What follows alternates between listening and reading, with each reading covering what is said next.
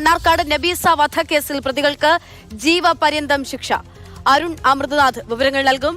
അരുൺ, ജീവപര്യന്തം ശിക്ഷ, അതിനപ്പുറത്തേക്ക് എന്തൊക്കെ ശിക്ഷയിൽ മറ്റെന്തൊക്കെ കാര്യങ്ങളുണ്ട്? എങ്ങനെയാണ് കോടതിയുടെ ശിക്ഷാവിധി?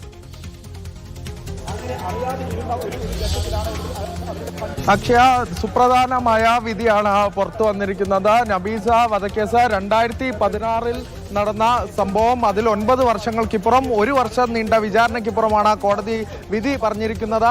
അതായത് ജീവപര്യന്തം തടവിന് പുറമെ പ്രതികൾക്ക് 2 ലക്ഷം രൂപ പിഴ ശിക്ഷ കൂടി അടയ്ക്കണം എന്നുള്ളതാണ് കോടതി വിധിയിൽ ഇപ്പോൾ പുറത്തു വന്നിരിക്കുന്നത്. ഇപ്പോൾ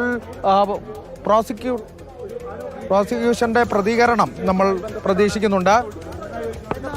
പുറത്തേക്ക് വരികയാണ്. 8 വർഷത്തെ ഒരു നിയമ പോരാട്ടം, 1 വർഷത്തെ ഒരു വിചാരണ, അതിനുശേഷമാണ് ഇങ്ങനെ കേസ് വന്നിരിക്കുന്നത്. എന്താണ്, തൃപ്തനാണോ? അല്ല, വിധിയിൽ തൃപ്തനാണ്.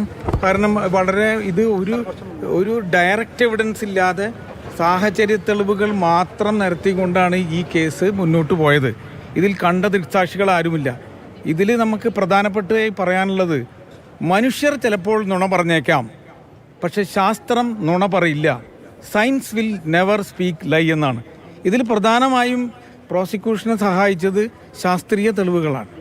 ശാസ്ത്രീയ തെളിവുകൾ എന്ന് പറഞ്ഞാൽ ഈ